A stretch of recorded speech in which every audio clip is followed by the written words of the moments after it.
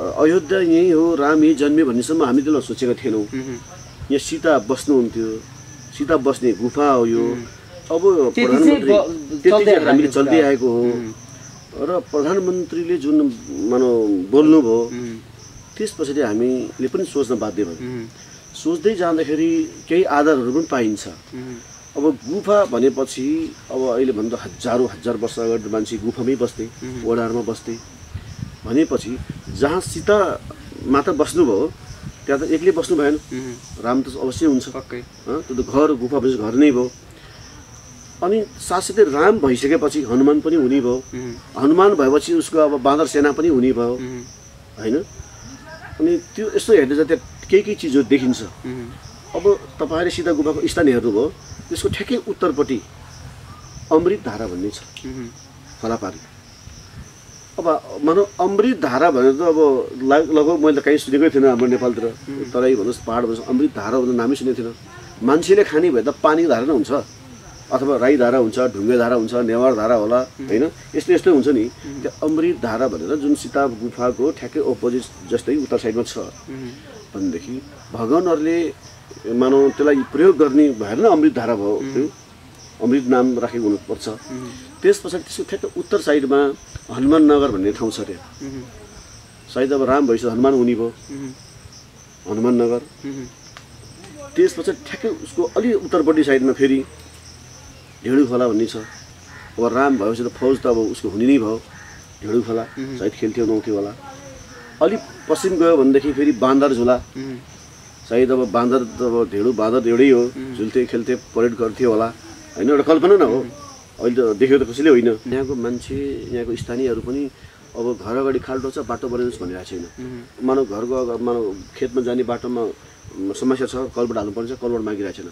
यहाँको मान्छेले मन्दिर बनाइदिनु पर्यो, मन्दिर बनाइदिनु पर्यो, ज्यादा आवाज पनि आइरहेछ भनेदेखि अलिकति धार्मिक यो एउटा भूमि भएर यहाँ स्थायी बसोबास गर्ने बासिन्दाहरूले त्यही भएर मन्दिरप्रति आस्था भएको कतिपय मान्छेले मलाई बेसरी गाली पनि गर्छ।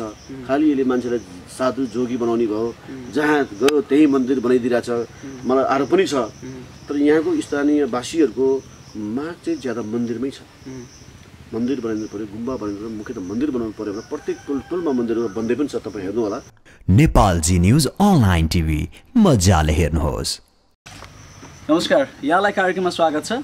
हामी यति बेला ठोरी आइपुगेका छौँ। ठोरीको सुवर्णपुरमा रहेका छौँ र भरतपुर माडी ठोरी हुँदै यो स्थानसम्म आइपुग्दा 100 किलोमिटरको यात्रा हामीले पार गरेका छौँ। र अहिले सुवर्णपुरको यो होमस्टेहरूमा जुन क्षेत्र विशेष गरी यो सुवर्णपुरबाट 1 किलोमिटरको यात्रा अगाडि जाने हो भनेदेखि पर्सा राष्ट्रिय निकुञ्ज प्रवेशद्वार हामी पुग्छौँ र चितवन राष्ट्रिय निकुञ्ज हुँदै हामी यो क्षेत्र आइपुगेका छौँ।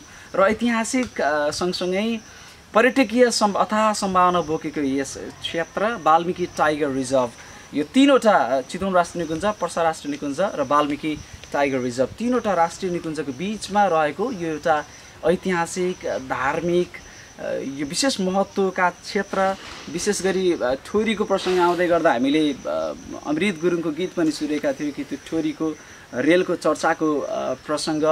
विशेष गरी यस क्षेत्रको शिक्षा, स्वास्थ्य, खानेपानी लगायतको विकासको चरणहरू कुन रूपबाट अगाडि बढिराखेको छ, चरणबद्ध रूपबाट, सँगै समस्या समाधानका लागि गाउँपालिका अध्यक्षज्यूले कस्तो खालको प्रयत्न गरिराख्नु भएको छ, त्यसबाट सन्तुष्टि उहाँलाई कतिको प्राप्त भइरहेका छ, यो विषय एकातिर छँदैछ। विशेष गरी अहिले केही दिन यता भानुभक्त जयन्तीका दिनमा वास्तविक राम जन्मिएको ठाउँ अयोध्या जुन हामीले भन्दै आइराखेका छौँ, सुन्दै आइराखेका छौँ, पढ्दै आइराखेका छौँ, त्यो भनेको ठोरीमा पर्दछ भन्ने त्यो अभिव्यक्ति पछाडि एक किसिमको ठोरीवासीमा खुसीको पाटो एकातिर छ, अर्कोतिर विरोधका स्वरहरू पनि सुनिएका छौँ। यो दुवै विषयलाई पनि म जोड्ने प्रयत्न गर्नेछु। समग्र रूपमा ठोरीको विकासको प्रसङ्गलाई पनि जोड्छौँ। हिजो साँझ हामी ठोरीको यो गाउँपालिकाको वार्ड नम्बर 2 को दक्षिण भेगमा पर्ने सीता गुफा, जहाँ सीता वनवास जाने क्रममा तपस्या बसेको भन्ने सँगसँगै त्यहाँ पुगिसके पछाडि सुमेरु पर्वतका कुराहरू, शिवलिङ्गका कुराहरू जुन सीताले कुदेको भन्ने प्रसङ्गदेखि लिएर विभिन्न कुराहरू, सीताले स्नान गर्ने ठाउँहरू त्यहाँनिर स्थानीयहरूले देखाउनु भएको त्यो दृश्य हामीले क्यामेरामा कैद गऱ्यौँ र हाम्रा आँखाहरूले पनि ती दृश्य अवलोकन गऱ्यौँ। त्यो एउटा ऐतिहासिक महत्त्व बोकेको ठाउँको यो प्रसङ्ग उठिसके पछाडि अहिले प्रधानमन्त्रीको उक्त अभिव्यक्तिपछि पुरातत्त्वविदहरूले पनि उत्खनन गर्ने त्यो चासो देखाइरहेका छन्। यो प्रसङ्ग त एकातिर छँदैछ, ठोरी गाउँपालिकाले भने यसप्रति आफ्नो धारणा कस्तो राखेको छ, स्वयं गाउँपालिका अध्यक्षज्यूसँग म कुराकानी गर्दैछु। यो विषयमा हामी हिजो साँझ सुवर्णपुर आइसकेपछि केही स्थानीयहरूसँग पनि भेट्यौँ। यद्यपि यस क्षेत्रका बारेमा अझै गहिराइमा गएर अध्ययन गर्न नपाए तापनि केही विषय भने यहाँको समस्या समाधानका उपाय पहलहरूदेखि लिएर यो एउटा ऐतिहासिक महत्त्व बोकेको यस क्षेत्रका विषयमा पनि हामी कुराकानी गर्छौँ। यति बेला हामीसँग कुराकानीका लागि हुनुहुन्छ ठोरी गाउँपालिकाका अध्यक्ष पिएल श्रेष्ठ। यहाँलाई स्वागत छ कार्यक्रममा। धन्यवाद। आराम हुनुहुन्छ? आरामै छु।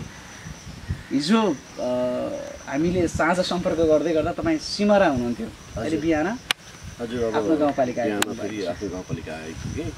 अब हिजो तपाईँसँग सम्पर्क हुने बेलामा म निस्किसकेको थिएँ भनौँ न। ठोरी गाउँपालिकाको अध्यक्ष पिएल श्रेष्ठ एकदम आराम सन्चै कुशल हुँदै गर्दा तपाईँका गाउँपालिकावासीहरू र यस क्षेत्रका चाहिँ आम जनसमुदाय कतिको सन्चै छन् भन्ने लाग्छ? अब त सन्चै हुनुपर्छ। अहिलेसम्म त्यस्तो खासै गुनासोहरू छैन। मुख्य त विकास निर्माणको कुरा हो। अब विकास निर्माणमा अब जनताहरू लगभग सन्तुष्टि हुनुहुन्छ। अब अन्य गाउँपालिकामा भन्दा हाम्रो यहाँ पारदर्शी नै छ र लगभग विकासको निर्माण कामहरू हेर्ने हो भने पनि अब ठिकै छ, किनकि अरू गाउँपालिकाको भूगोलभन्दा यो गाउँपालिकाको भूगोल ठुलो छ। तपाईँले हेर्नुभयो ठोडी चौतरादेखि यहाँसम्म आइपुग्दा 30 किलोमिटर छ, ठुलो फैलिलो क्षेत्रमा। अब लगभग 128 वर्ग किलोमिटरको क्षेत्र छ र अब सानो ठुलो गरेर लगभग 30वटा जति खोला नाला छ। अनि एउटै खोलामा यो 3 सालको हाम्रो गाउँपालिकाको बजेटको लगानी हेर्ने हो भने कुनै खोलामा 1.5 करोडसम्म पुग्यो होला सायद, होइन?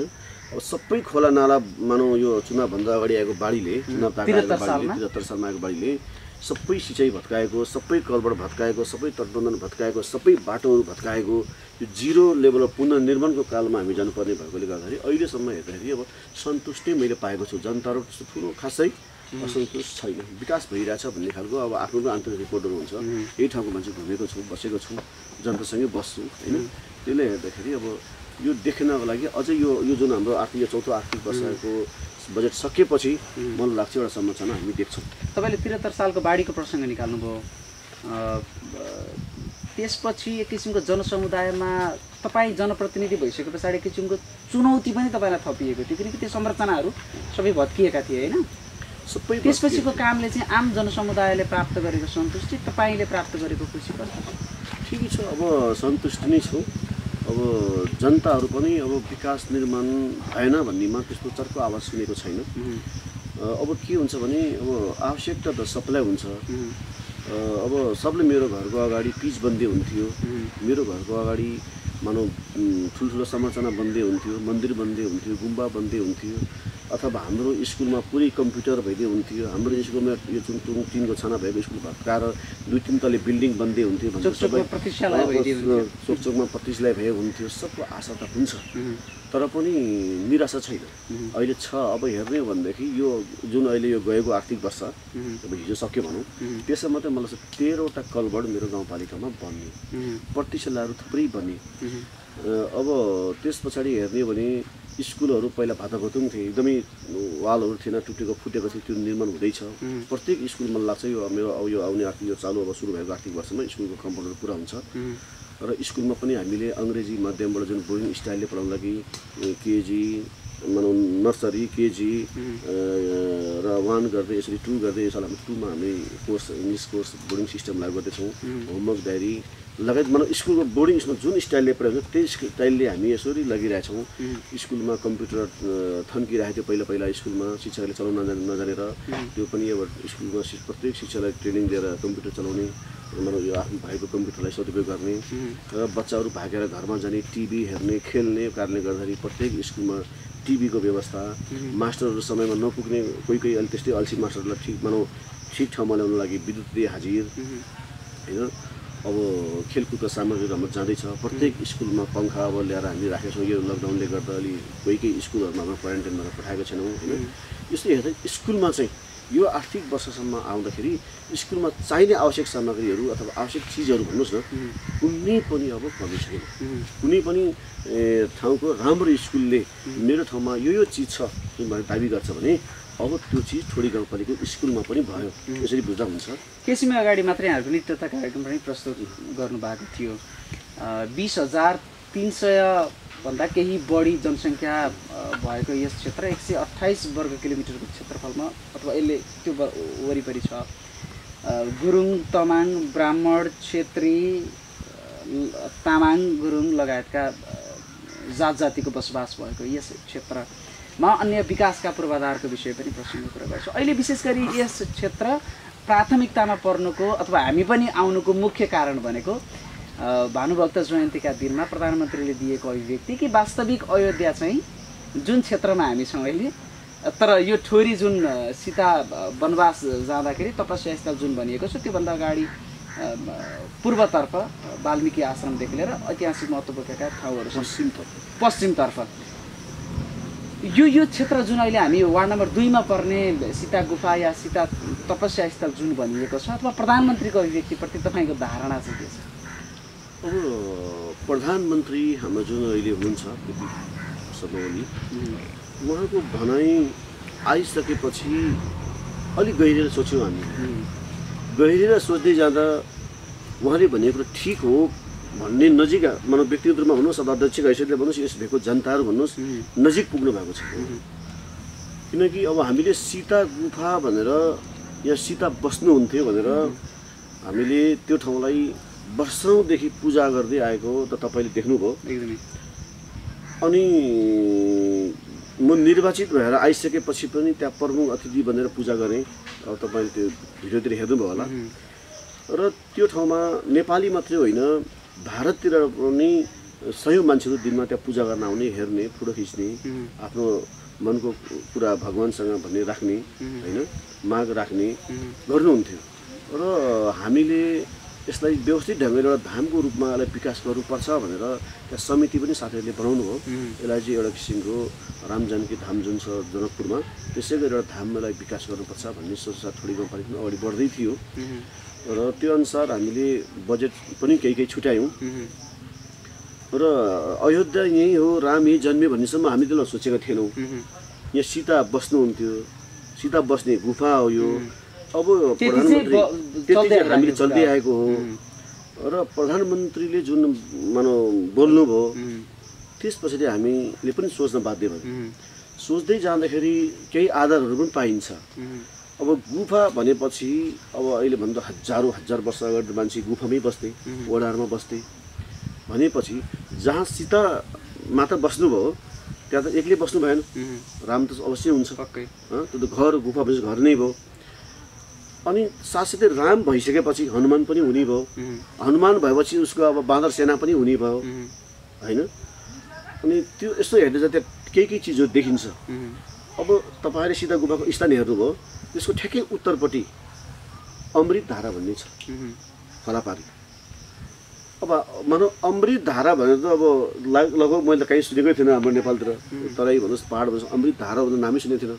मान्छेले खाने भए त पानीको धारा नै हुन्छ अथवा राई धारा हुन्छ, ढुङ्गे धारा हुन्छ, नेवार धारा होला होइन, यस्तो यस्तो हुन्छ नि। त्यो अमृत धारा भनेर जुन सीता गुफाको ठ्याक्कै अपोजिट जस्तै उत्तर साइडमा छ भनेदेखि भगवान्हरूले मानव त्यसलाई प्रयोग गर्ने भएर नै अमृत धारा भयो। त्यो अमृत नाम राखेको हुनुपर्छ। त्यस पछाडि त्यसको ठ्याक्कै उत्तर साइडमा हनुमान नगर भन्ने ठाउँ छ। त्यहाँ सायद अब राम भइसक्यो हनुमान हुने भयो हनुमान नगर। त्यस पछाडि ठ्याक्कै उसको अलि उत्तरपट्टि साइडमा फेरि ढेँडु खोला भन्ने छ। अब राम भएपछि त फौज त अब उसको हुने नै भयो। ढेँडु खोला सायद खेल्थ्यो नुहाउँथ्यो होला। अलिक पश्चिम गयो भनेदेखि फेरि बाँदर झुला, सायद अब बाँदर त अब ढेँडु बाँदर एउटै हो, झुल्थे खेल्थे परेड गर्थ्यो होला होइन, एउटा कल्पना न हो। अहिले त देखेको त कसैले होइन, राम पनि त हामीले देखेको होइन, एउटा इतिहास हो। अब यहाँ पनि त त्यस्तै इतिहास देखिन्छ। त्यस पछाडि त्यसको हाम्रो सीता गुफाको पश्चिमपट्टि हेर्ने हो भने अहिले वार्ड नम्बर 1 मा पर्छ भगवान नगर भन्छ। अब भगवान नगरै भनेपछि सायद भगवानहरूको केही त्यहाँ थियो होला, सभा सम्मेलन हुन्थ्यो होला, बस्ती थियो होला, बस्दै होला। अहिले त्यो यस्तो अहिले अयोध्या प्रधानमन्त्री केपीजीले घोषणा गर्छ र त्यो बेलामा अनि मिल्छ भनेर घोषणा पक्कै त्यो नाम त राखेको थिएन होला, हजारौँ वर्ष अगाडि जुन त्यो नामहरू छ।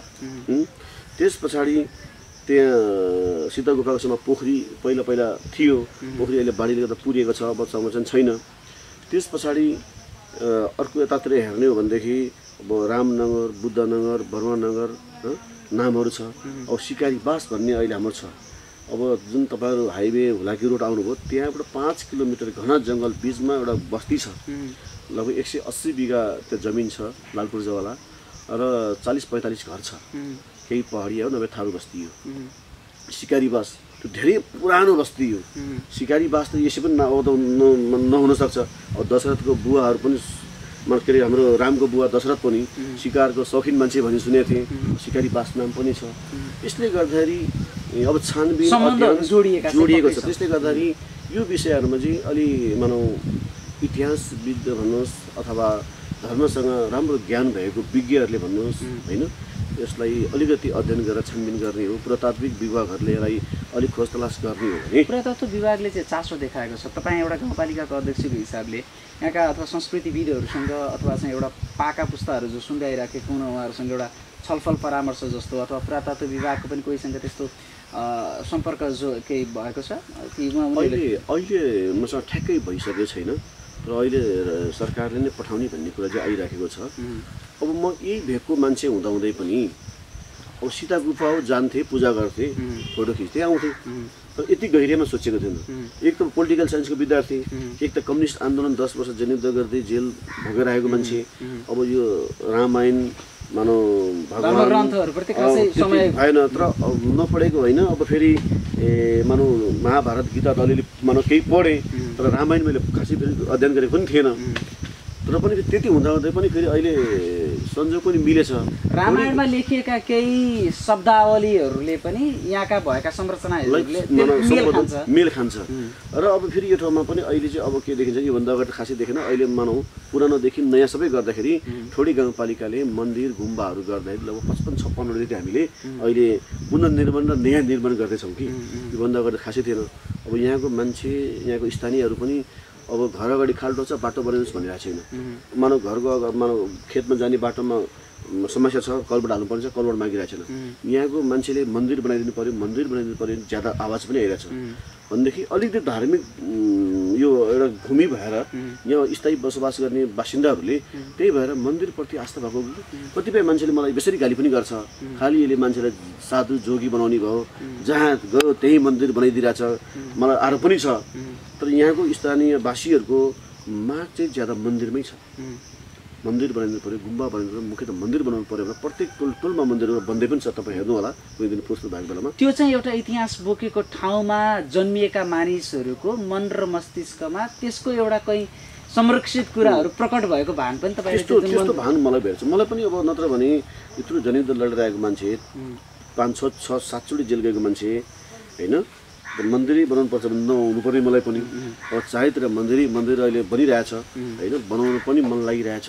र मलाई पनि के लाग्ने भने मान्छेहरू अब बलियो पनि भए, देश विदेश गएर भन्नुहोस्, व्यापार बिजनेस गर्नु भन्नुहोस्, हिजो गरिब मान्छेहरू अहिले पैसावाल भए। अब सकारात्मक सोच भन्दा पनि ज्यादा मान्छेले नकारात्मक सोच आउनु थाल्यो कि थिच्ने, दादागिरी गर्ने, हेप्ने, चेप्ने हुन्छ नि।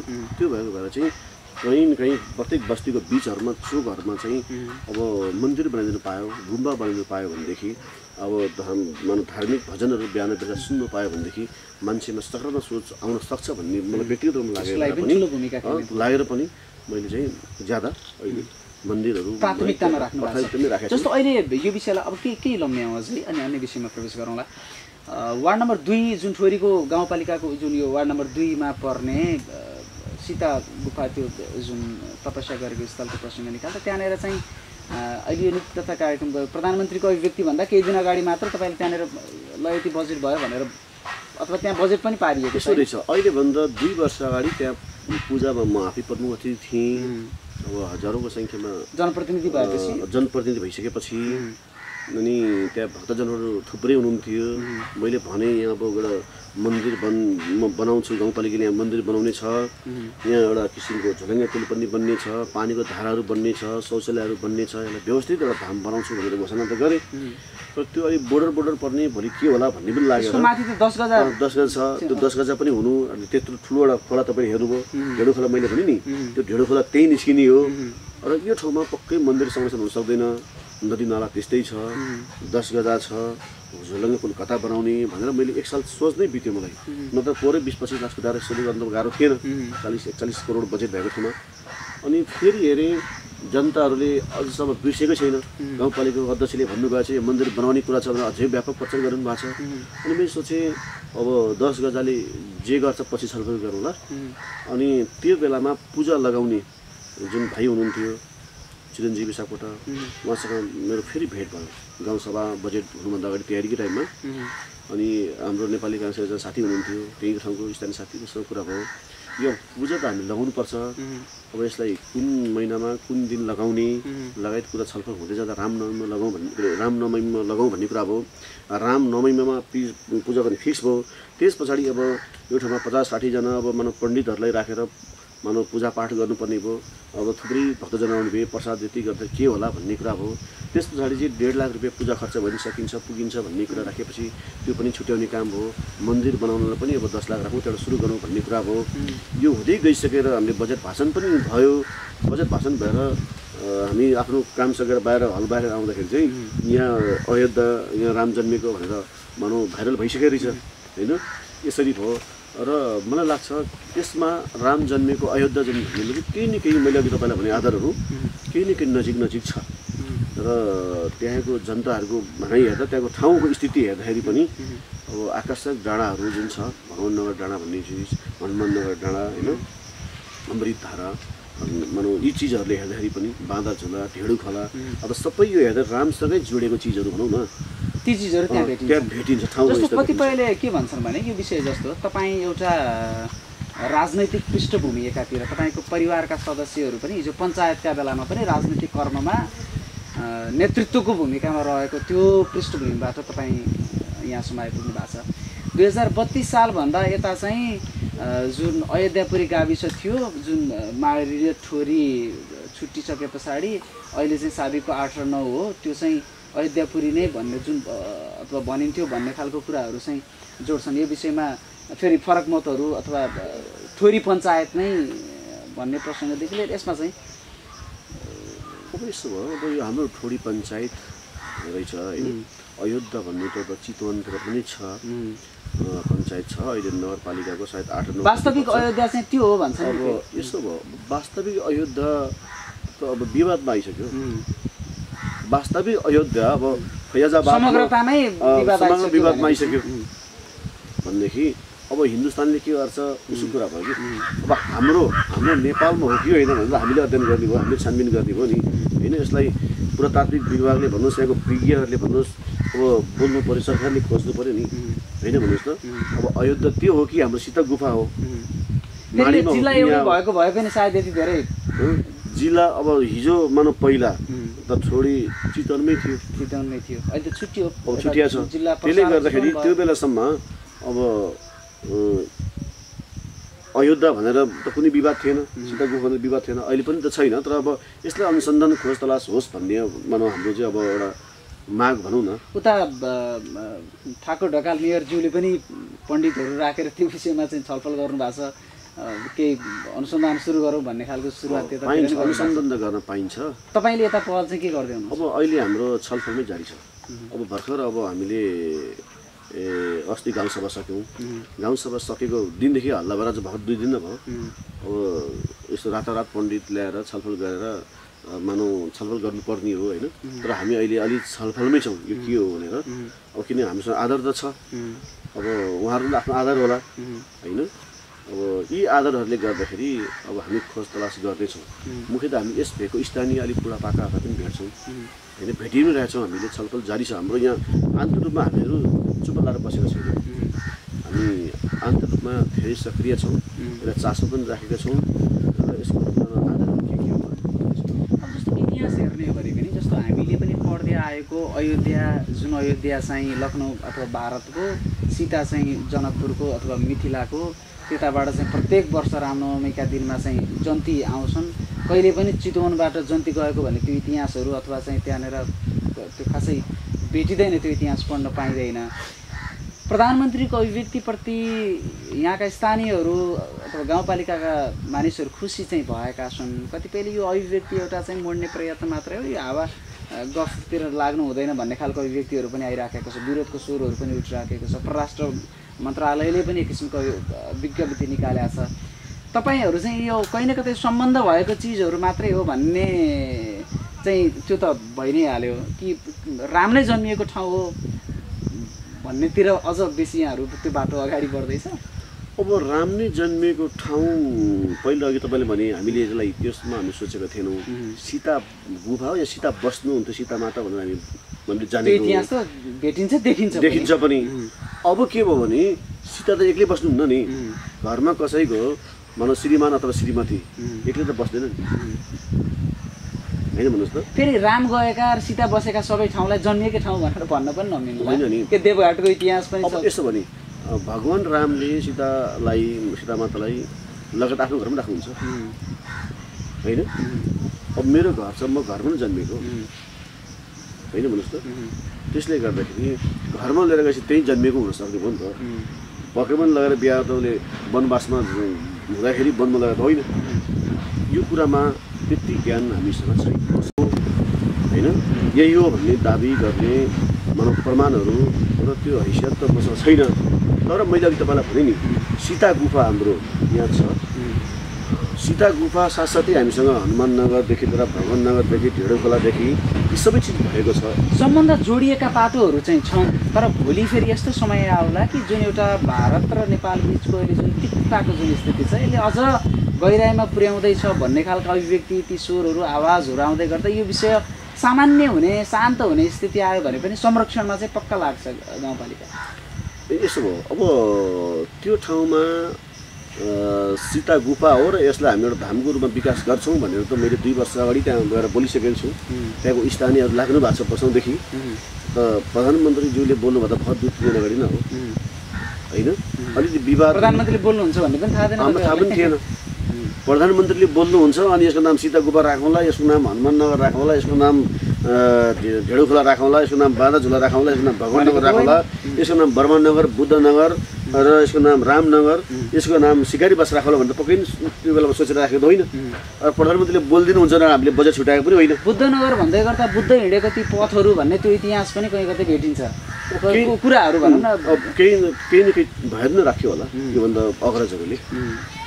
भनेपछि 10 गजा जुन क्षेत्र छ सीता गुफा या सीता तपस्या स्थल जुन भनिएको छ त्यसमा तपाईँले निर्माण गर्ने भनेको मन्दिर अथवा धामको रूपमा विकास गर्ने भन्दै गर्दा अथवा झलुङ्गो पुल राख्ने भन्ने त्यो फेरि स्थानीयहरूको पनि त्यो इच्छा देखिन्छ कि गाउँपालिका अध्यक्षज्यूले अथवा वडाले पनि पहल गर्नु पर्यो भनेर त्यसलाई चाहिँ केन्द्रदेखि नै प्राथमिकतामा राखिनु पर्यो भनेर हिजो साँझ पनि हामीले स्थानीयहरूसँग कुरा गर्दै गर्दाखेरि यहाँहरूले त्यो पहल बजेट जुन नीति तथा कार्यक्रममा पनि यहाँले प्रस्तुत गर्नुभएको छुट्याउनु भएको छ।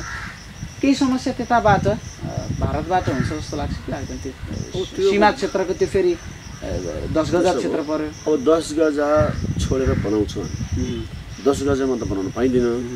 10 गजा छोडेर पनि ठाउँ छ। अब 10 गजा छोडेर भित्तापट्टि नै हाम्रो सीतामाताको हाम्रो अहिलेको अफिसहरू छ हामीसँग। शिवलिङ्ग छ त्यहाँ, सीताको पाइलो छ, अन्य चित्रहरू छ त्यहाँ होइन भन्नुहोस् न। अब त्यहाँ स्थानीयको भनाइअनुसार अब हेर्दाखेरि चाहिँ अब त्यो सीता माताले नै जुन बनाउनु भएको शिवलिङ्ग बनाएको भन्नेमा त्यहाँ अब भनाइ छ स्थानीयहरूको होइन। अब यो चिजहरूको छानबिन सुमेरु पर्वतको प्रसङ्ग पनि छ, त्यहाँ एउटा ढुङ्गा रहेछ। अब यो चिजहरूको छानबिन सत्य तथ्य के हो, अब त्यो वैज्ञानिक हो, आधुनिक हो होइन। यसमा राज्यले चाहनु पर्यो, यो गाउँपालिकाले चाहेर अध्यक्षले चाहेर हुनु त होइन।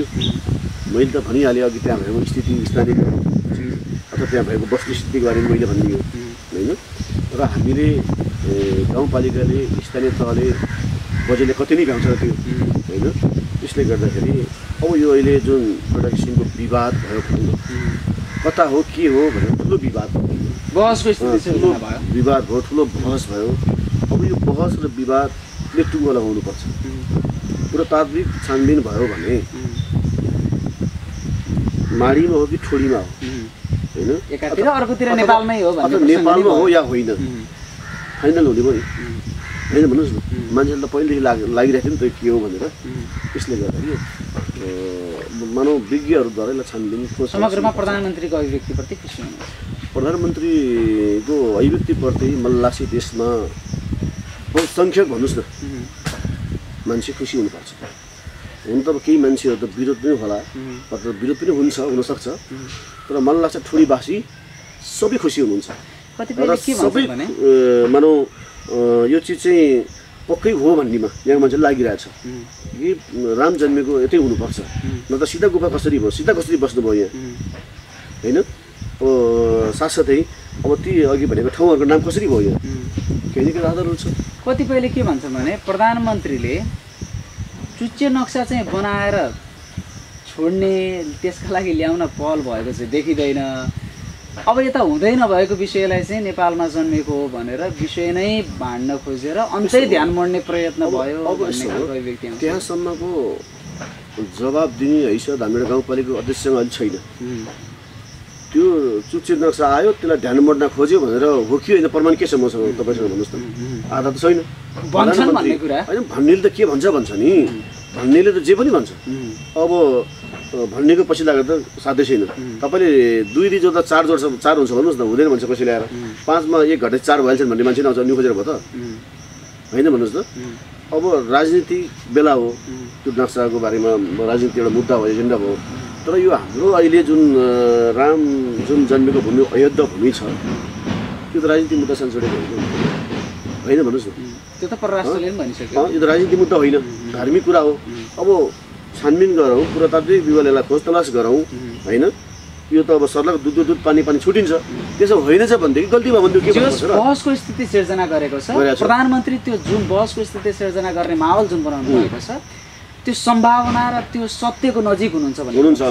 हाम्रो त्यति हो। अब एकैछिन समग्र गाउँपालिकाका केही हाम्रो यो गाउँपालिकाभित्र 5वटा वार्डहरू पर्दछन्। 1 2 3 4 5 हो। अहिले हामी रहेको सुवर्णपुर यहाँ 5 नम्बर वार्ड पर्छ। यसको 1 किलोमिटर अगाडि जाने भने पर्सा राष्ट्र निकुञ्ज प्रवेश गर्छौँ हामी।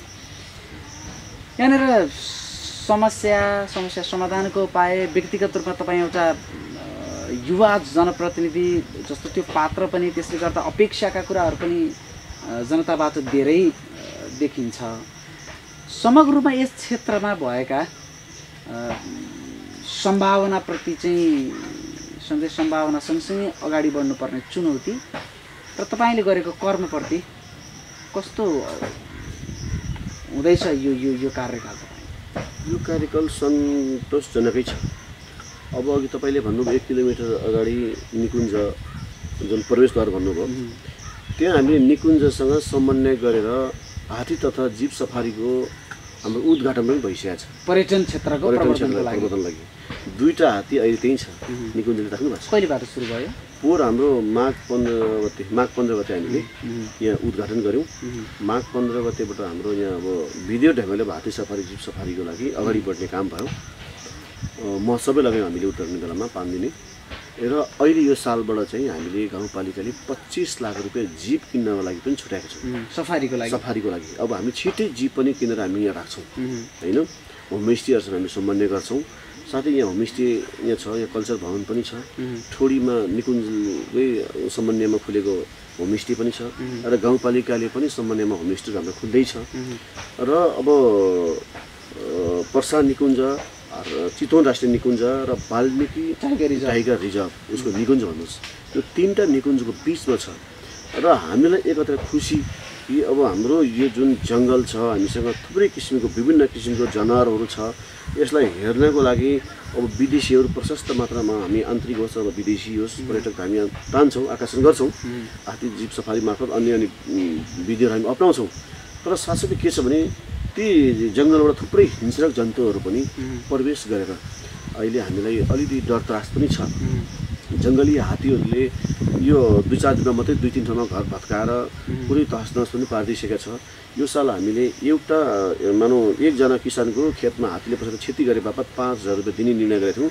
अस्ति मैले हेर्दा 107 जना लिस्ट आएको छ। हात्तीले 1 सालमा 107 जनाको धान खाइदियो। अब यो साल कतिजना खाने थाहा छैन, घर त्यतिकै भत्काएको छ, पुनः क्षति हुन 10,000 भनेका छौँ भने। अब हाम्रो अघि 3 नम्बर वार्ड र 4 नम्बर वार्ड अहिले ठोडी गाउँपालिकाको 3 र 4 को वार्डमा चाहिँ एउटा जङ्गल बिचमा छ पुलको छेउमा त्यो चाहिँ वाल्मिकी टाइगर रिजर्भ र त्यहाँ बोर्डरमा उसको त्यो हो भनेदेखि पर्सा निकुञ्ज र चितवन निकुञ्जको पनि बोर्डर त्यही हो वाल्मिकी निकुञ्ज पनि त्यही हो तीनटा निकुञ्जको त्रिकोण भनौँ न त्यो भेट्ने ठाउँ हो त्यहाँ त हात्ती दिउँसै निस्किदिन्छ 4 बजे पछाडि त हामी त्यो बाटोमा लगभग दायाँमा हेरेर सोचेर मात्रै हामी प्रवेश गर्छौँ 6-7 बजे पछाडि त्यहाँ हिम्मत छैन मान्छे जान्छ त्यो मेन बाटोमा हामी दायाँमा हेरेर साथीभाइ बोलाएर अथवा अगाडि पछाडि गाडी क्रस गरेपछि मात्रै हामी त्यहाँ जान्छौँ भनेदेखि अब यो त भयो एउटा पछि अर्को पछि चितल घोडगधा होइन नीलगाई भन्नुहोस् अथवा बँदेलहरू भन्नुहोस् प्रशस्त मात्रामा आएर चाहिँ बाली नाली तहस नहस पार्दै कारणले गर्दाखेरि निकुञ्ज समन्वय गरेर आफ्नो नेपाल निकुञ्ज हाम्रो नेपालपट्टिको निकुञ्जमा चाहिँ अब मेष जाली भन्नुहोस् सोलर फेन्स भन्नुहोस् कोही गाउँपालिकाले भन्नुहोस् कोही निकुञ्जले भन्नुहोस् लगाउने काम भएको छ भारतपट्टिको त्यो निकुञ्जबाट आउने जनावरलाई छेक्नका लागि पनि हामीले तारबारहरू काँडे तारबारहरू गर्ने काम गरेका छौँ र त्यति मात्रै होइन हप्तामा एकचोटि कोही बेला 2 हप्तामा एकचोटि कोही बेला हप्तामै 2 चोटि मानौ बाघहरूले आएर खोरमै एकै पटकमा 8वटा 9वटा ठाउँमा बाख्राहरू मारिदिने खाइदिने यो कामहरू एकदम बढिरहेको छ निकुञ्जले यस्तो सँगसँगै अवसर पनि छ चुनौती पनि छ यो छ भनेदेखि हिजो यो 2वटा प्रसङ्ग चाहिँ तपाईँको यो कुराबाट जोडिएको छ एउटा चाहिँ पर्यटनको प्रसङ्ग अर्को प्रसङ्ग भनेको जङ्गली जनावरहरूले खेतीबाली अथवा नाश गर्ने अथवा आक्रमण गर्ने घरहरू नै त्यहाँ आक्रमण गरेर खेतीबालीलाई नाश गर्ने र कतिपय हिजो साँझ आउँदै गर्दा हामी सुवर्णपुर आउँदै गर्दा जङ्गली जनावरहरूको आक्रमणबाट विगतमा पनि केही मानिसहरूको मृत्यु भएको हामीले सुन्थ्यौँ त्यो पनि छँदैछ कतिपय अवस्थामा हामीले लगाएका बालीहरू चाहिँ खेर जान्छ राहत नपाउँदै गर्दाखेरि चाहिँ त्यसले अलिक अप्ठ्यारो पारिराखेको छ भन्ने प्रसङ्ग पनि एकातिर छ यो जुन मेष जाली यो तार जाली लगाउने प्रसङ्ग जुन छ यो चाहिँ कतिको भरपर्दो छ र यसलाई चाहिँ कहाँ कहाँ कति प्रतिशत जति काम भइएको छ अब यो जुन यो काम भयो भने चाहिँ यस पछाडि चाहिँ अब खेतीबाली नाश गर्ने स्थिति सिर्जना हुँदैन भन्ने कुरामा यहाँका स्थानीयहरू कतिको दुःख हुन सक्छन् यो भरपर्दो छ मेष जाली त भन्दा पनि अहिले जुन सोलर फेन्स छ निकुञ्जसँग समन्वय गर्दाखेरि यहाँ जुन निकुञ्ज लगाउनु भएको छ हाम्रो पर्सा निकुञ्जमा त पुरिसक्यो 2 आर्थिक वर्ष गरेर उहाँले सघाउनु भयो अब चितवन निकुञ्ज हात्तीहरूका लागि चाहिँ त्यो हात्ती लगायत अन्य जङ्गली जनावरलाई त्यसले हात्ती त अब 100% अहिलेसम्म नियन्त्रण भएको छ अब खोला नालाबाट अलिक पस्यो भने पस्नु मात्रै हो र चितवन राष्ट्रिय निकुञ्जले त्यो ढङ्गले गर्न गरेन भने थोरै बजेट पठाउँदो रहेछ उनीहरूको आफ्नै इकाइ समितिहरू छ त्यो चाहिँ अलिक मानौ कनिका छोरा जस्तो भएको छ थोरै मेषजाली लाउने काम भएको छ र हाम्रो ठोडी गाउँपालिकाले पनि मेषजाली नै छ मलाई लाग्छ यो आर्थिक वर्ष यो अब चालु हाम्रो अब सुरु भएको आर्थिक वर्षमा ठोडी वडा नम्बर 1 मा लगभग सक्छ कि भन्ने लागेको छ 3-4 सालदेखि हाम्रो 3 साल त काम भइसक्यो यो साल पनि 30 लाख रुपैयाँ वडा नम्बर 1 मा मात्रै छुट्याएको छ वडा नम्बर 2 मा 10 लाख छुट्याएको छ मेषजालीको लागि है त्यो सानो रकम त भएन गाउँको लागि पास भन्ने ठाउँ छ त्यसको लागि सोलर फेन्सको लागि हामीले 10 लाख छुट्याएको छ जहाँ कि दिउँसै हात्ती निस्किन्छ हिजो मात्रै घर भत्कायो यो 3-4 दिनमा मात्रै 3-4 पटक आएर घर भत्काउने काम भयो के त छ भने इन्डियातिर आउनेको लागि पनि हामीले काँडे तारबार राखेका छौँ अब त्यो काँडे तारबार भरपर्दो होइन त्यसले चाहिँ अब मानौ केही जङ्गली जनावरलाई अलिकति छेकबार केही न केही कम गर्ने मात्रै हुन्छ त्यो ठाउँमा सोलर मेषजाली भन्दा सोलर फेन्स राम्रो हो तर जङ्गली जनावर सानो सानो जनावरहरू मेषजालीको मुनिबाट छिर्दिने भएको कारणले गर्दाखेरि स्थानीय जनताको माग चाहिँ ज्यादा मेषजालीमा भयो मेषजालीलाई पनि हात्तीले भत्काइदिन्छ मेषजालीको पछाडिपट्टि चाहिँ सोलर फेन्स राख्न सक्यो भने राम्रो र त्यो फेरि डबल ट्रिपल मूल्य पर्न सक्ने महँगो पर्न सक्ने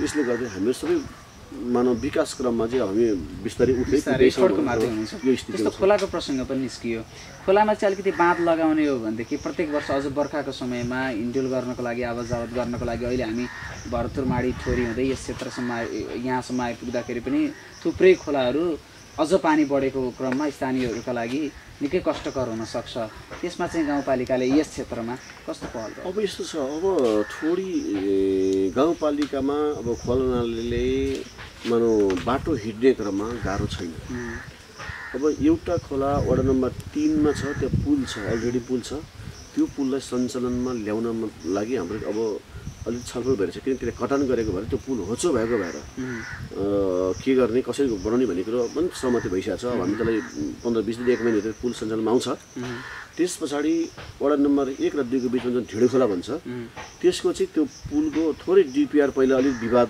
कता जाने पिच यता जाने कि यता जाने दुईतिर अलिक विवाद भएले गर्दा नबनेको हो त्यो पनि पुल त बन्छ र जति पनि तपाईले त्यो 2-3 ठाउँमा त्यो खोला नाला हेर्नुभयो त्योहरुमा अब सुरु हुन्छ काम सुरु हुने कारणले गर्दाखेरि अब बन्न सुरु गरेछ भने 1.5 वर्ष त पुल बनिहाल्छ 2 वर्ष मन लाग्छ 2 वर्षमा त सबै चिज सकिन्छ सबै समाधान हुन्छ मेन रोडमा बिस्तारै हामी यो चैतसम्म त हुलाकी रोड जुन सीता गुफा तपाईले हेर्नुभयो त्यो भन्दा अगाडि बस्ती छ ढिँडो खोलासम्म त चैतसम्म म्याच छ सकिन्छ भनेको छ हेर्नुभयो तपाईले कतिपय कालोपत्री भएको छ कतिपय ठाउँमा कालोपत्री खसाल्ने ठिक्क पनि परेको छ बाटोलाई समस्या छैन अब यदि ठाउँमा पुल र त्यो पनि बन्छ बिस्तारै हामी शिक्षा स्वास्थ्य हुँदै पर्यटन विषयलाई बस्ती क्षेत्रमा मैले यहाँनिर यो जोड्नु खोजेको प्रसङ्ग जुन पुलको प्रसङ्ग निस्कियो वार्ड नम्बर 2 र 3 जोड्ने जुन ठुटे खोला हैन ठुटे खोलामा एउटा जुन अहिले यो सडक निर्माणको काम सँगसँगै विवादित विषय पनि छ कि जुन पुलो बनाएर भारततर्फ चाहिँ जुन सिँचाइका लागि गएको प्रसङ्गमा अहिले लकडाउनको प्रसङ्गमा चाहिँ हामीले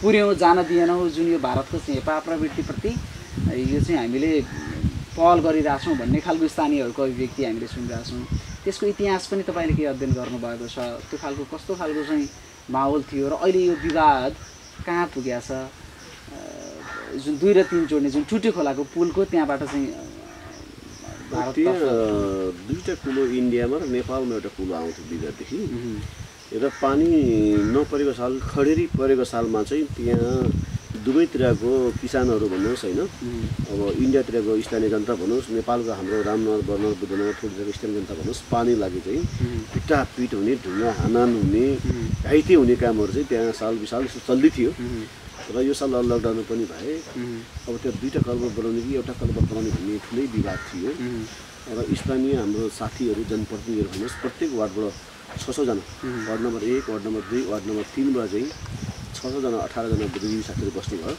मतलब थोरै बाहिर पनि थिए उहाँहरू बसेर निर्णय गर्नुभएको छ एउटालाई पुर्दिने अनि एउटा अर्कोमा चाहिँ कलबर बनाएर पानी लान दिने दुईटा बराबरको चाहिँ एउटै बनाउने त्यो भनेर उहाँहरूले निर्णय गर्नुभएको रहेछ हैन त्यही अनुसार काम पनि भयो भन्नुहोस् अब त्यहाँ अब गाडी चल्न विवाद छैन अब भोलि के हुन्छ थाहा छैन अहिलेसम्म विवाद छैन बिस्तारै शिक्षा स्वास्थ्यका प्रसङ्गलाई जोडौँ स्वास्थ्यको प्रसङ्ग हामीले जोड्दै थियौँ समग्र गाउँपालिकाभरि अथवा स्वास्थ्य चौकी अथवा उपस्वास्थ्य चौकीहरू अथवा स्वास्थ्यको स्थिति चाहिँ कस्तो छ यहाँ राम्रै छ अन्य ठाउँभन्दा राम्रै छ अब 5वटै वार्डमा हाम्रो स्वास्थ्य चौकी छ र ठोडी वार्ड नम्बर 2 को स्वास्थ्य चौकीलाई अहिले अब सरकारको स्तर वृद्धि 15 बेडको हस्पिटलमा त्यो रूपान्तरण भएको छ र हाम्रो यहाँ विजयबस्तीको हस्पिटल स्वास्थ्य चौकी छ त्यसलाई पनि प्रदेशसँग अस्ति मेरो भर्खर कुरा भएको छ यसमा चाहिँ अब एउटा किसिमको संरचना बनाउने र यसलाई स्तर वृद्धि बनाउने भनेर सहमति पनि लगभग मेरो भइसकेको छ बजेट भाषणभन्दा अगाडि नै प्रदेशको बजेट भाषण हुँदा 1 हप्ता अगाडि नै मेरो छलफल भएर त्यो अनुसार अगाडि बढिसकेको छ र प्रत्येक स्वास्थ्य चौकीमा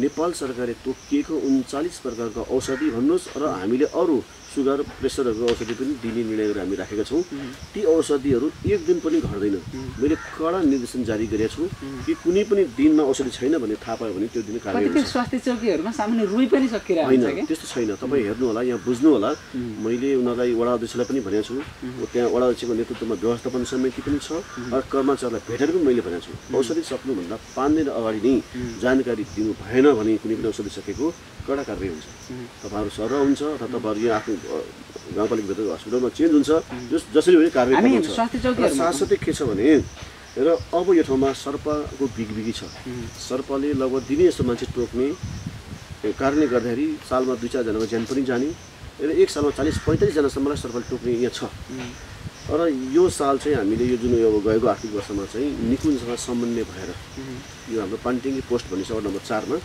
त्यहाँ चाहिँ सर्प दंश केन्द्र हामीले खोल्यौँ त्यहाँ निकुञ्जको इकाइको साथीहरू चाहिँ समितिमा बस्ने नेपाल सेना आर्मीले मेन पावर दिने जनशक्ति उसको त्यहाँ लाग्ने खर्च टोटल खर्च गाउँपालिकाको त्यहाँ जति लाग्छ लगानी गाउँपालिकाले भनेर हामीले सञ्चालन गर्दै गर्दा मलाई लाग्छ अहिलेसम्म आउँदा लगभग 30 को हाराहारीमा 28-29 जनालाई त्यहाँ उपचार यो साल भयो र गोमन सर्पहरूले टोकेको पुरै गोमन सर्प नै मारेर लिएर गएको त्यत्रो गोमन सर्पले टोकेको मान्छेहरू पनि त्यहाँ बाँचेकोले गर्दा अहिलेसम्म चाहिँ स्थानीयहरू ढुक्क हुन्छ कि त्यस्तो विषालु सर्पहरू पनि हुन सक्छन् एकपटकमा चाहिँ कतिजनाको त्यहाँनिर विषालु भएर कति अस्पतालमा आइसियु नै राख्नुपर्ने अवस्था हुन्छ कतिसम्म थाम्न सक्छ एकपटकमा एक पटकमा हामीले 7वटा बेड राखेको छ।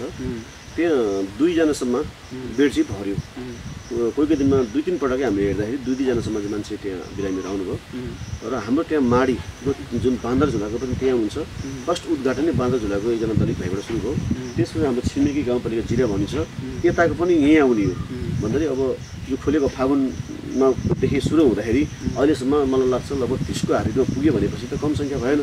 र त्यहाँ अहिले गाउँपालिकाले के भनेको छ भने सर्पले टोकेको, बिच्छीले टोकेको, खजुराले टोकेको, कुकुरले टोकेको, बाँदरहरूले टोकेको लगायतको चाहिँ त्यहाँ हाम्रो निःशुल्क उपचार हो। फेरि 1 रुपियाँ पनि लाग्दैन।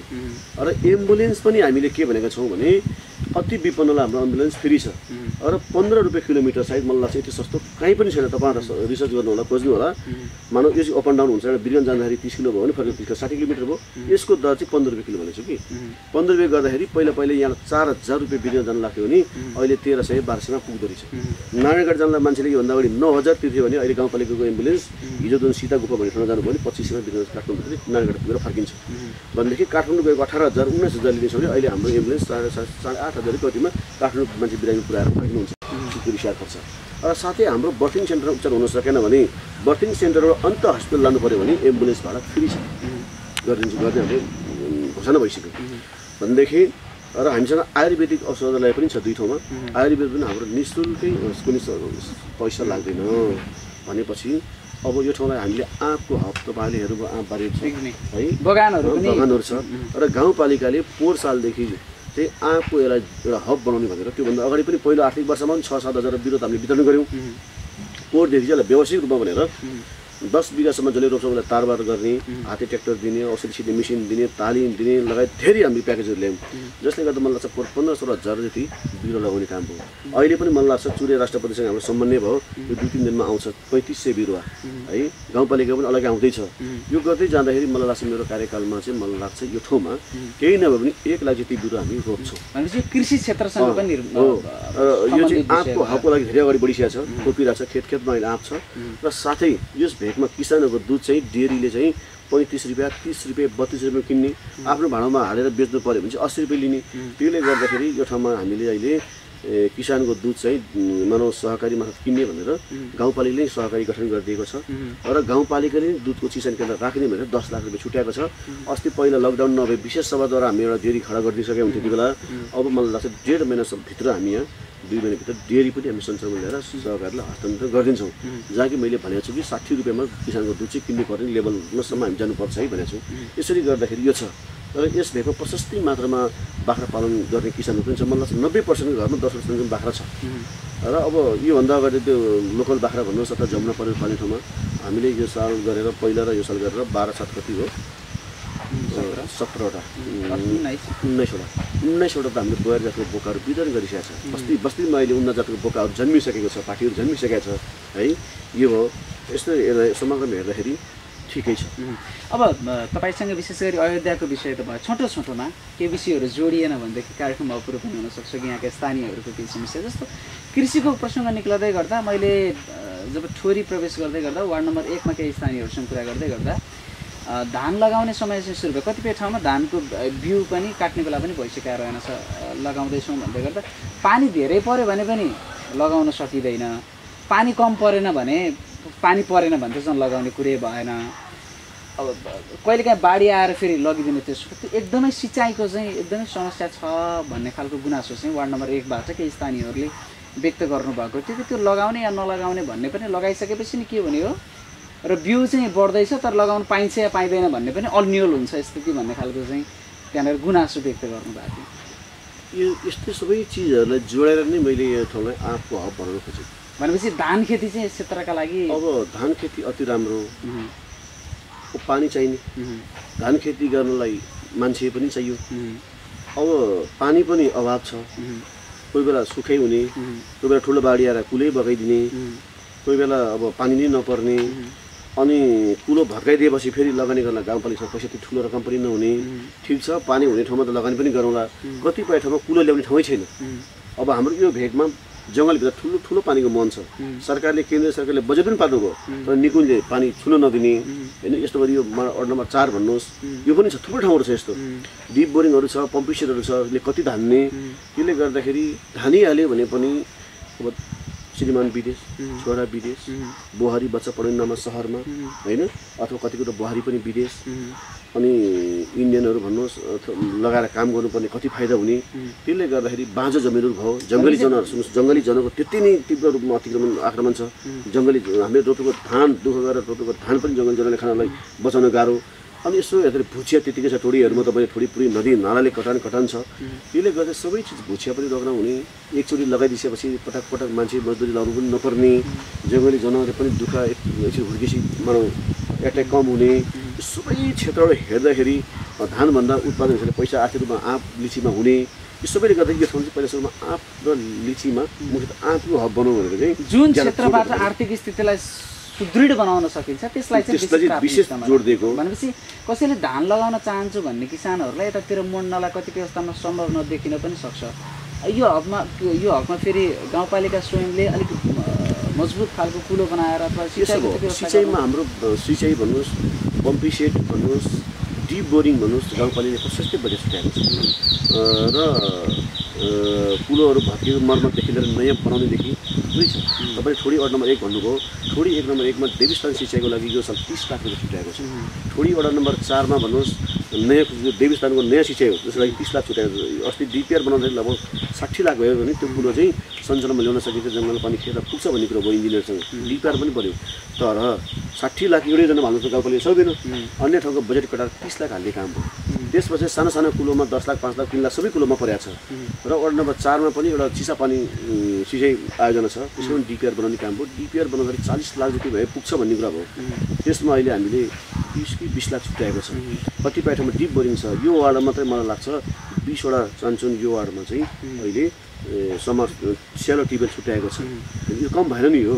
त्यसले गर्दाखेरि अघि मैले घरमा छन् ट्युबवेलहरू भन्नाले सिँचाइको लागि चाहिँ जस्तो चापाकलहरू, सिँचाइको लागि चापाकल हुन नि खानेपानीको लागि यो ठाउँहरूमा चाहिँ खेतमा यो सेलो ट्युबवेलले यो वडा नम्बर 5 मा वडा नम्बर 4 को केही भागहरूमा चाहिँ पानी आउँछ, जसले गर्दा हामीले 4-5 बिघा, 8-10 बिघा, 3-4 बिघाको प्लटहरूमा चाहिँ सेलो ट्युबवेल गाडिदिने गरेका छौँ। त्यो पम्पिसेटर भन्नुहोस् अथवा लाइनबाट भन्नुहोस्, पानी खेत धान बारी मकैलाई हुन्छ।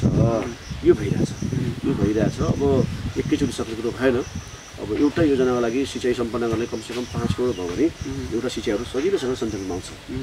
लगभग एकैचोटि राज्यले लगानी गर्यो भने 30 करोड जति लगानी गर्यो भने ठोडी गाउँपालिकाको पानीको समस्या हल हुन्छ। र त्यो 30 करोड त हामीसँग पैसा हुँदैन। हेर्दा त 40 करोड 45 करोडको लगानी बजेटिङ भयो भन्छ, जसमा 7-8 करोड त शिक्षकको तलब हुन्छ, 7-8 करोड त वृद्ध भत्ता हुन्छ, 500 करोड त अन्य कर्मचारीको हुन्छ, अनि दलित, जनजाति, आदिवासी, महिला भइ नै हाल्छ। विकास दिन हो त्यो 3-4-5 करोडभित्र खेल्ने हो।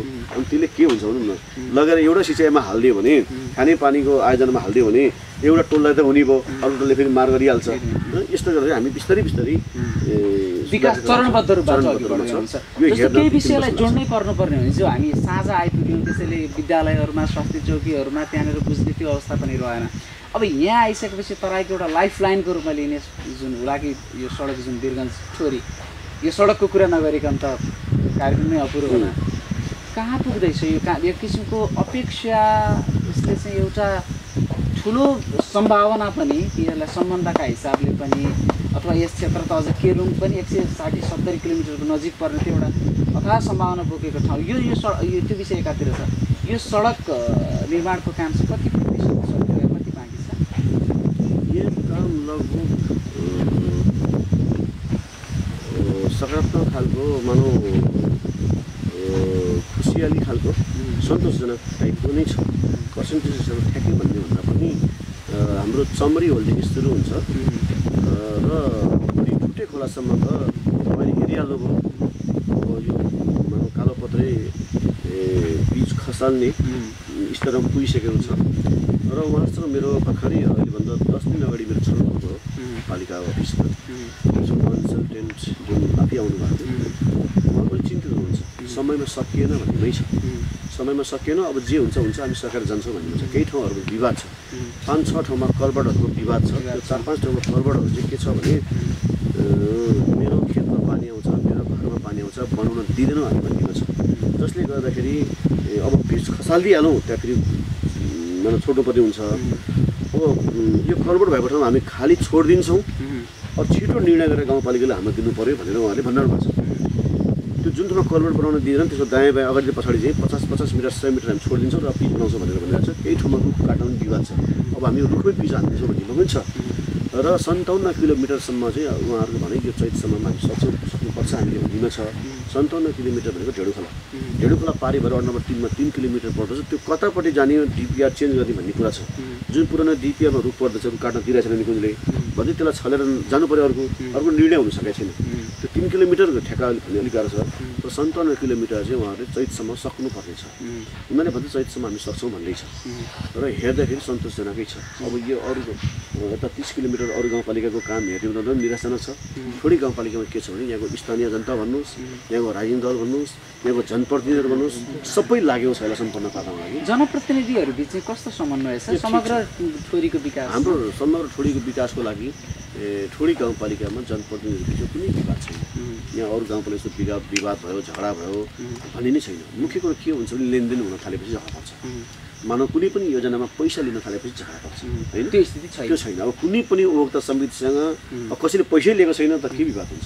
मैले स्पष्ट भनिरहेको छु, जस्तो कुनै पनि जनप्रतिनिधिले, कुनै पनि कर्मचारीले, कुनै पनि प्राइभेट साथीहरूले पैसा मागेछ भने अब अलिक छाडै होला, अलिक कडा नै होला, तर मैले भनेको छु उहाँहरूलाई बाँधेर त्यही भाटे कारबाही गरिदिनु अथवा त्यसलाई बाँधेर पुरै कालो मसलाएर घुमाइदिनु।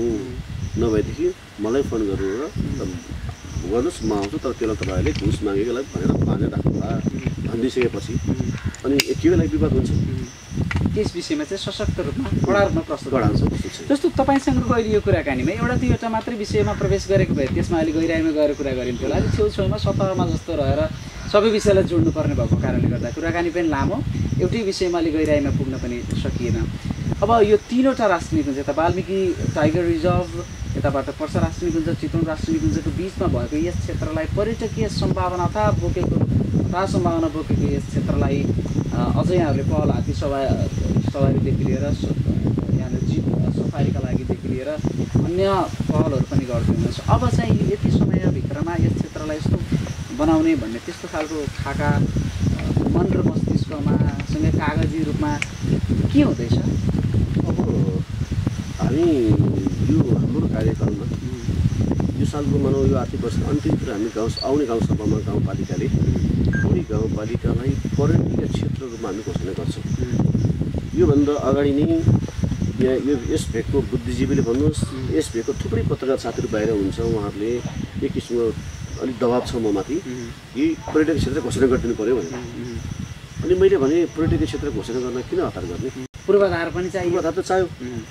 भोलि कुनै ठाउँबाट पर्यटकीय क्षेत्र भनेर मान्छे आउँदै गर्दा यहाँ बस्ने ठाउँ, यहाँ खानाको परिकारहरू भन्नुहोस्, अनि यहाँको जनताको वातावरण रहनसहन, अनि यहाँ हेर्ने ठाउँहरू भन्नुहोस् न।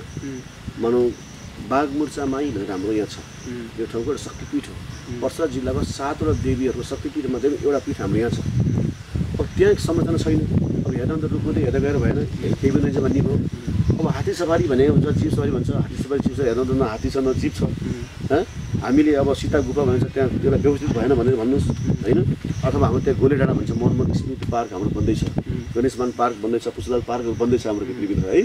अब यो चिजमा त घोषणा चाहिँ गरिदिने हामीसँग पुष्पलाल पार्क छ, चौर भएर त केही भएन नि। अब घोषणा गरिदिन्छ हामी मनमोहन स्मृति पार्क भन्दा केही पनि छैन, केही भएन नि।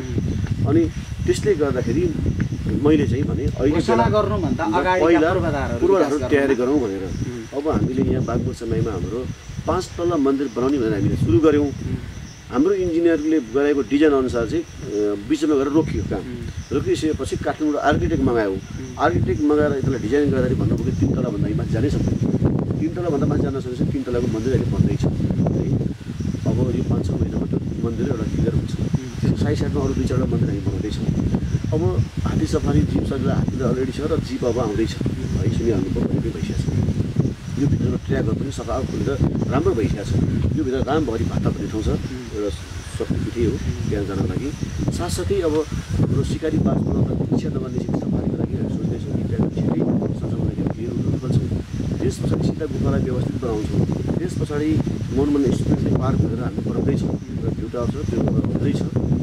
अनि तपाईँले हिजो हेर्नु होला गणेशमान स्मृति पार्क पनि मान्छे छ, त्यो रोडहरू तपाईँहरूले त्यो हात्ती गेडा भएको जुन बेन्चहरू हेर्नुभयो होला त्यसलाई अलिक व्यवस्थित गर्दैछौँ उसको लागि स्मृति पार्क बनाएर व्यवस्थित हुँदैछ भनेदेखि अब यो चिजहरूलाई पहिला अलिक व्यवस्थित गरौँ त्यसपछि पर्यटकीय क्षेत्र घोषणा गर्न पर्छ म सब हामीले लगाएर केही त सुरु गरिसकेका छौँ र हाम्रो आशा यहाँ के छ भनेदेखि चितवनमा आउने हजारौँ विदेशीहरूलाई 10% मात्र चाहिँ हामीले यो भेगमा तान्न सक्यौँ भित्राउने हाम्रो जोड हो पहिला सुरुमा हामी हजारौँ लाखौँ ल्याउँछौँ भन्ने होइन त्यहाँबाट यहाँ आउँदै गरेको त्यो 10%ले ठोडीमा राम्रो छ हेर्ने लायक ठाउँ छ घुम्ने लायक ठाउँ छ र सुरक्षा पनि छ भनौँ न अब मानव केटाकेटी आउँला श्रीमान श्रीमती आउँला गर्लफ्रेन्ड बोयफ्रेन्ड आउँला पहिला एउटा बहिनी केटी मात्रै पनि घुम्न आउनु सक्छ आउँदै गर्दा कहिले जिस्काइदिने कसैले केही गरिदियो भने त सुरक्षा मानव हुन्छ नि आउने सहज वातावरण आइसकेपछि पनि म सुरक्षित छु भन्ने खालको समाज पनि त बनाइदिनु पर्यो नि त्यसले गर्दा त्यहाँ भएको भन्नुहोस् अथवा मानौ अहिले नेपालकै सबैभन्दा लामो जङ्गल ट्र्याक भन्दैछ मनरीबाट हाम्रो यो ठाउँमा यो जुन अघि भने निकुञ्जको गेट प्रवेशद्वार यहाँ आउँदा नेपालको लामो द्वार हो भित्रभित्र लगभग बनिसकेको छ त्यो ठाउँहरू रामभरी भाटा हुँदै यता आउने एउटा त्यो हो अर्को कुरो चाहिँ अहिले तुरुन्तै तेस्रो कन्ट्रीको मानौ ती सेता सेता कुइलीहरू भन्नुहोस् अथवा काला काला ती हप्सीहरू भन्नुहोस् उहाँहरूभन्दा नि मेरो ज्यादा जोड चाहिँ हाम्रो छिमेकी देश भारतबाट छिमेकी देश भारत नजिक पर्छ जहाँ कि ठुलो सङ्ख्यामा जनसङ्ख्या छ अहिले पनि दिनमा 1000-1200 मान्छे आइपुग्नु भएको छ आउनुहुन्छ मलाई लाग्छ स्कुलको उनीहरूको सार्वजनिक बिदाका दिनमा त 20-25 बस आइपुग्छ त्यो पिकनिक खानलाई भ्रमण आउँछ उहाँहरूको प्रधानमन्त्री मुख्यमन्त्री भ्रमण भनेर आउँछ कि अब त्यसै गरी अन्य फ्यामिलीसहित आउनुहुन्छ भनेदेखि एउटा त्यो भयो अर्को पर्सा जिल्लामै लगभग 6 लाख जनसङ्ख्या छ आर्थिक स्थिति राम्रो छ औद्योगिक नगर विकास यहीँ पर्छ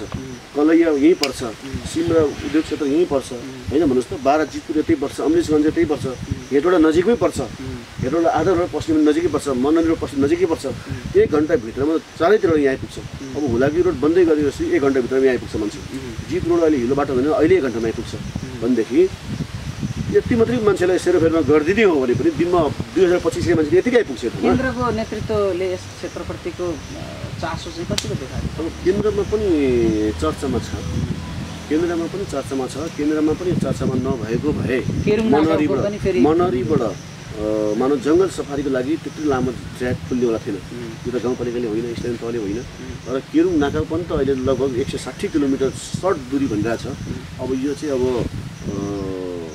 राज्यको स्वार्थ हो हाम्रो गाउँपालिकाले गरेर सक्ने कुरा पनि होइन अब नेपालले मात्रै भन्छ खोलेर भएन इन्डियाले पनि भन्छ खोल्नुपर्छ होइन एउटा पछि यो भयो तर हाम्रो जोड गाउँपालिकाको जोड अथवा मेरो व्यक्तिगत जोड चाहिँ के छ भने ठुली भन्सार जुन छोटी भन्सार हो एउटा बिल 5000 माग पर्छ यसलाई चाहिँ मेरो आफ्नो कार्यकालमा चाहिँ कमसेकम पनि 2-3 लाखसम्मको एउटा बिल कटोस् एउटा बिलमा 3 लाखसम्मको कारोबार गर्न सकोस् त्यति गर्न सके ठुलीलाई पुग्छ र साथसाथै ठुलीलाई पर्यटकीय क्षेत्रहरूमा अगाडि बढाउनको लागि इन्डियन मोटरसाइकल इन्डियन चारचक्केको इन्ट्री ठोडीमै हुनुपर्छ अब ठोडीमा एउटा इन्डियन गाडी आउनु पर्यो अथवा ठोडी भएर चितवन जानु पर्यो भने बिडियो जग्गा भन्छ काटेर पिडिया छिर्ने अब अघिदेखि हाम्रो चर्चा खुब चल्यो हुलाकी रोड पनि अब मानौ त्यति यसको म भविष्य देख्दिनँ कि यो रोडलाई चितवन नारायणघाट निकाल्दै गर्दा त्यो राम्रो छैन त्यति यसले गति लिन सक्दैन यो रोडले त्यति यो रोडको मानव चाप त्यति बढ्दैन यसलाई गोलाघाट साइडबाट यसलाई 9% निकाल्न सक्यो भने अनि यो रोडको चाप बढ्छ यो रोडले वास्तविक यो रोडको महत्त्व पनि रहन्छ मानव तपाईँलाई विराटनगर भन्नुहोस् जोगमनी भन्नुहोस् अथवा जलेश्वर भन्नुहोस् कलाया भन्नुहोस् गौर भन्नुहोस् मलाङ्गुवा भन्नुहोस् यहाँको गाडीहरू मालगाड गाडीहरू सबै सवारीहरू चाहिँ मानव ठोडी आएर फेरि माडी निस्केर अनि नारायणघाट गएर अनि उसले भयो बुटोल निस्किनु पऱ्यो नेपालगञ्ज जानु पऱ्यो भने उल्किने रुट आउँछ त्यो हेर्न भएर गइहाल्छ नि त्यो बाटोभन्दा सजिलो त्योभन्दा कमसेकम आधी घन्टा 1 घन्टा सर्ट भयो भने न जान्छ होइन भन्नुहोस् त त्यसले गर्दाखेरि अब यसलाई राज्यले चाहिँ यसमा बुझ्नुपर्छ नत्र यो हुलाकी रोड पनि गाउँघरको कुनै एउटा सर्टकट बाटो जस्तो मात्रै हुन्छ भने त्यसमा सीमित हुनु भयो हस् यहाँसँग अन्य विषयहरू पनि थियो कुराकानी यसो पनि लामो भइसकेको छ सबै विषयलाई थोरै जोड्दाखेरि अनि यातायातका विषयवस्तु चाहिँ यद्यपि यहाँबाट गिरगञ्ज हुँदै काठमाडौँ जाने र खोरीमाडी हुँदै नानगढ हुँदै काठमाडौँ जाने 5वटा बसहरू पनि लामो दूरीका चल्दछन् यो विषय पनि भयो अन्तिममा सम्पूर्ण श्रोता दर्शकहरूलाई अब ठोडीलाई राम्रो ठोडी समृद्ध ठोडी शान्ति ठोडी विकसित ठोडी बनाउनु छ अब यसको लागि हामी जनप्रतिनिधिहरू अब सबै एकजुट भएर लागिरहेको छ स्थानीय जनताको पनि साथ सहयोग पाइरहेको छ र यहाँ यस भएको स्थानीय राजनीतिक दलहरूको पनि सहयोग छ।